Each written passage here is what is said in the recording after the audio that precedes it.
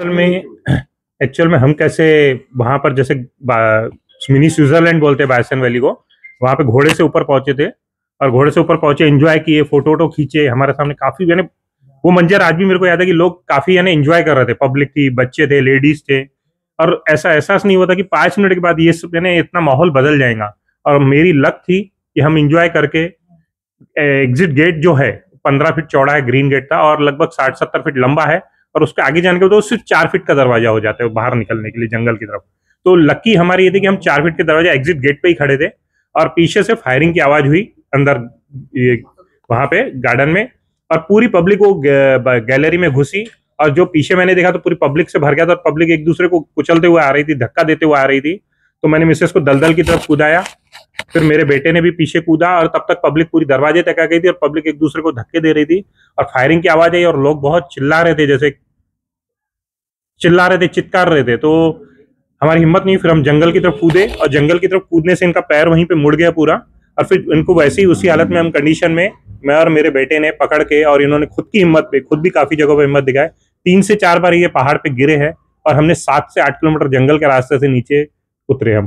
तिलक जी, कितनी गोलियों की आवाज आप लोगों ने सुनी होगी? एग्जैक्ट वो टाइम क्या हुआ था? और टाइमिंग मेरे को इस समय ध्यान नहीं है, लेकिन मैं परफेक्ट बता सकता हूँ क्योंकि मेरे मोबाइल में फोटो है। हम 5 मिनट पहले हमने फोटो और वीडियो निकाले थे, विद इन 5 मिनट का फर्क, और कम से कम मेरे हिसाब से 100 राउंड के आसपास तो फायरिंग हुई होगी, क्योंकि फायरिंग काफी ज्यादा हो रही थी।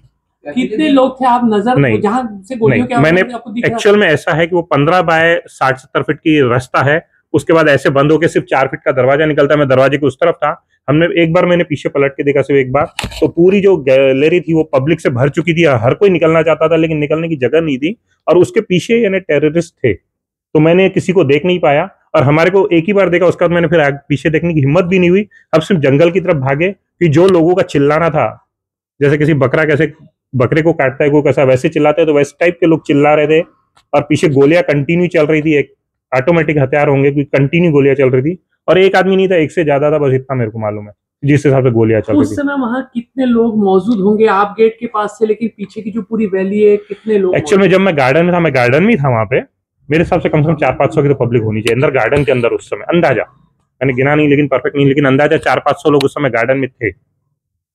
इस तरह का मंजर आपको दिख रहा था, जान बचेंगी नहीं या लोग नहीं, उस समय ये नहीं लग रहा था कि जान बचेंगी नहीं बचेंगी, क्योंकि इनका पैर टूटा हुआ, हम पहाड़ पे, और जंगल का रास्ता, खड़ा पहाड़, हम वो तो मेरे बेटे ने काफी हिम्मत दिखाया। एक्चुअल में मेरे बस की भी अकेले की बात नहीं थी, मेरा बेटा है 17 साल का, वो उसने ज्यादा काफी स्ट्रांग दिखाया, हिम्मत दिखाया, बोले नहीं मैं आपको छोड़ूंगा नहीं, लेके चलूंगा। उसको हमने 1-2 बार बोले भी बेटा तू आगे भाग जा, हम पीछे से आ रहे, नहीं बोले आपको लेके ही जाऊंगा, बोले मैं नीचे। उसने एक बाजू से अपनी माँ को उसने पकड़ा, एक बाजू से मैंने पकड़ा, और इनको हम नीचे तक लाए। इसी तरह की हालत सभी लोगों की थी? जो सभी लोग हम तो फिर भी लाए, लोग तो गिर रहे थे, क्योंकि एक लेडी बीच में खड़ा ऐसे उतार था, घस कीचड़ थी, तो एक लेडी गिर गई, फिर मेरे बेटे ने मेरी मिसेस को छोड़ के उसको उठाया, थोड़ा उसको नीचे उतारे, फिर हमने इनको नीचे उतारे वहां से, उस स्पॉट से, लेकिन फिर हम ज्यादा मदद नहीं कर पाए, क्योंकि हमारे को लग रहा था कि हम अपनी जान बचावे।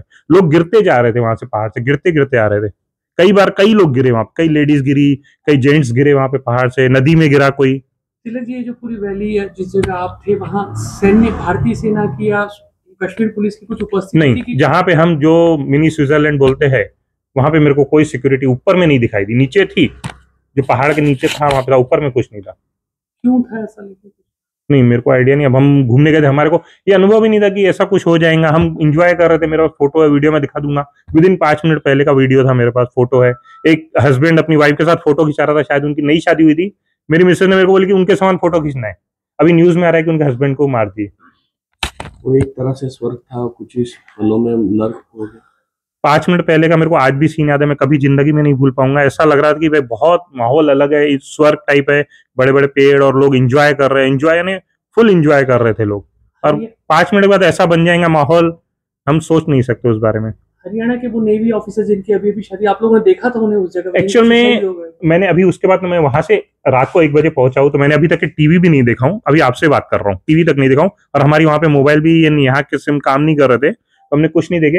लेकिन वहां पे एक हस्बैंड वाइफ थे, केड़ा हुआ हस्बैंड वाइफ वही थे, जहां तक नई नई शादी हुई थी, बहुत अच्छे से फोटो खिंचा रहे थे। उनको देख के हमने उनसे बात नहीं की, लेकिन मेरी मिसेज ने बोले मेरे को ऐसे फोटो खिंचाना है, तो मैंने इनको बोला मतलब क्या अभी फोटो खींचेंगे, लेकिन फिर हमने भी वो फोटो खींचे। लेकिन जस्ट फिर नीचे आए तो मालूम पड़ा कि भैया वो थोड़ा आगे हॉस्पिटल में, फिर बाद में मालूम पड़ा कि उनके हस्बैंड को गोली मार दी। आप किस तरह से यहाँ पहुंचे, क्या मदद मिली? एक्चुअल में फिर वहां से हम पहाड़ी से नीचे उतरे तो हमारी खुद की पर्सनल कार थी। फिर हम वो पर्सनल कार से हॉस्पिटल गए, इनका ट्रीटमेंट वगैरह लिए। फिर श्रीनगर हम अपनी कार में ही पहुंचे। वो रात को खुद की कार थी तो हम श्रीनगर पहुंचे।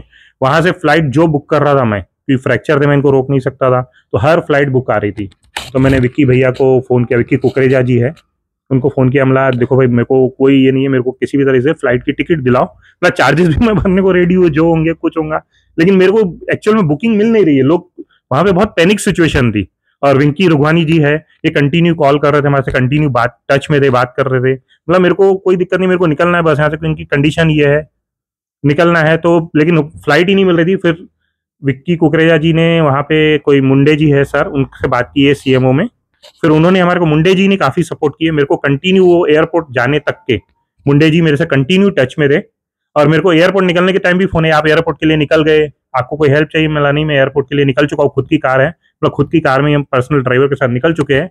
फिर मैं एयरपोर्ट में श्रीनगर से बैठा, मुंबई तक के मेरे को मुख्यमंत्री जी है, उनकी तरफ से मेरे को फ्लाइट की टिकट मुख्यमंत्री जी की तरफ से ही मिली थी मुंबई तक। मुंबई फिर मैं लैंड हुआ, फिर मुंबई से फिर मैं नागपुर खुद ही आ गया।